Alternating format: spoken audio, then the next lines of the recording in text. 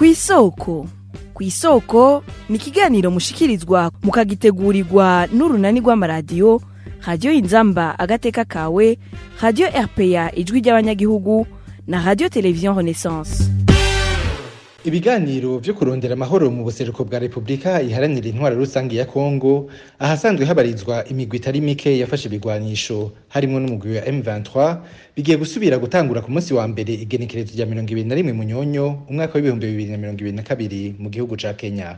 None amahirwe yuko ivyo biganiro bishika ku nyishu irama yobangana gute mu gihe hari imigwi igwanya ibihugu bibanye vya Kongo yashizwe ku ruhande muri ivyo biganiro? Inyishu muri kino kiganiro kw'isoko mukagishikirizwa na Pierre Gahungu. Ndabahaye ikaze.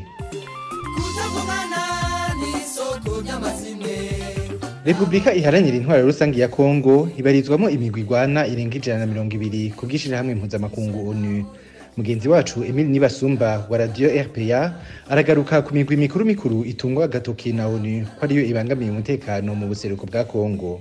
ADF wo muri Uganda, FDLR wo mu Rwanda, M23 wo muri Kongo na Red Tabara wo mu Burundi. Iyo migwi yitwaje ibigwanisho uko ari 4 nishira hamwe mpuzamakungu ONU rivuga ko ihungabanya umutekano mu karere k'ibiyaga binini kurusha iyindi. Iyi kaba iri mu migwi irenga 120 iri ku butaka bwa Republika ya Demokarasi ya Kongo mu cegeranyo yise Baromètre sécuritaire du Kivu casohotse mu mwaka uheze w'ibihumbi 2021. Amashirahamwe Groupe d'études sur le Congo na Human Rights Watch amenyesha ko imigwi yitwaje ibigwanisho y'abarundi isigaye muri Kongo ari Red Tabara ikomeye kurusha iyindi hamwe na FNL. Ku bw'ayo mashirahamwe umugwi Forebu wavugwa muri ico gihugu inyuma ya 2015 wahavuye uzimangana. Abagwanyi b'umugwi Red Tabara batanguye gutororokana inyuma y'amatora y'amakomine yo muri Rusama mu 2010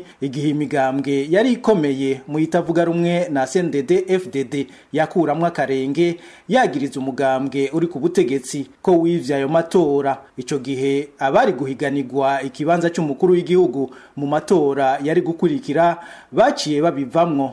Abo nabo bakaba bari Domitien Ndayizeye wa Sahwanya Frodebu, Alexis Sinduhije wa MSD, Pascaline Kampayano wa IPD Zigamibanga hamwe na Leonard Nyangoma wa CNDD. Ico gihe basaba ko amatora y'amakomine asubigwamwo ibitahavuye biba. Umugwi witwaje ibigwanisho FNL nawo ukabugizwe n'abiyonkoye kuri FNL ya Agathon Rwasa wari umaze imyaka irenga 15 ugwanya leta y'u Burundi imbere yo guhagarika intambara mu 2008 mu nama y'umutekano ya ONU yo kuwa 26 Gitugutu uwo mwaka w'2022. Ubufaransa bwasavye ko abagwanyi b'imigwi yitwaje ibigwanisho y'abanyekongo boshigwa mu mugambi wo gusubizwa mu buzima busanzwe. Abagwanyi b'abanyamahanga nabo bagashira ibigwanisho hasi ataco barinze gusaba bagaca basubira mu bihugu vyabo. Uwuserukira Republika ya Demokarasi ya Kongo wewe yasavye leta z'u Burundi, u Rwanda na Uganda ko zovugana n'imigwi yitwaje ibigwanisho ikomoka muri ivyo bihugu kugira barangiza amatati bafitaniye. Mu njyana z'intambara muri kano karere ni ngombwa yuko imigwi yose yegwa n'umutekano mu karere k'ubuseruko bwa Kongo ije mu biganiro ikumvirizwa kugira hashikwe ko amahoro arama mu karere kose. Niko bibonwa na Alphonse Rugambarara, umwe mu bagiye mu biganiro vyashikanye Burundi ku masezerano y'Arusha. Biriko biraba ubu muri aka karere binyibutsa ahanini yuko iyo n'umuhuza ataravye neza canke abahuza bose canke muri ibi bihugu nyene yataravye neza ibibazo na cane abatera ibibazo n'igituma ibyo bibazo bihari haraba ingorane.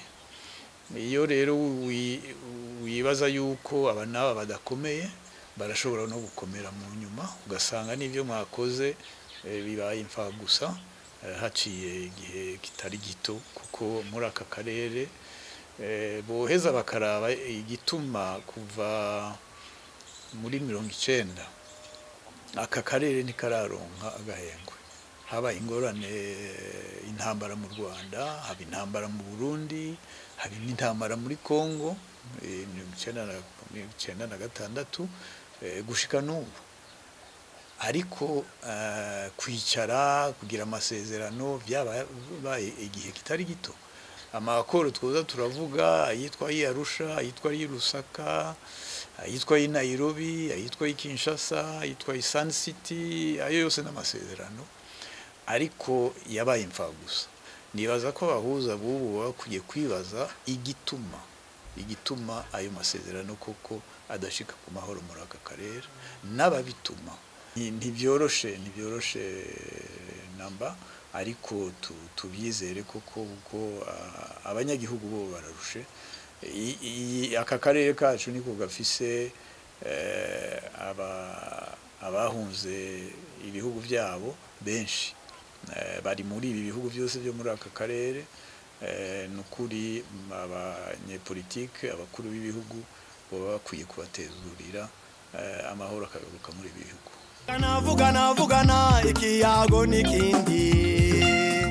Ibikorwa byo kurondera umuti mu migenderanire biciye ku mukuru w'igihugu ca Angola Joao Lourenço arongoye ishirahamwe ry'ibihugu byo mu biyaga binini CIRGL hamwe n'uwahoze arongoye igihugu ca Kenya Uhuru Kenyatta ariwe muhuza mu kurondera amahoro mu buseruko bwa Kongo byarabandanije muri iyi minsi iheze kugira bagerageze kuronka umuti urama. Ni na hano dushiye dusozerera ikiganiro ku isoko cuno munsi by'agahungu ni je nariko ndakibashikiriza naho ubutaha. Cyari ikiganiro ku isoko.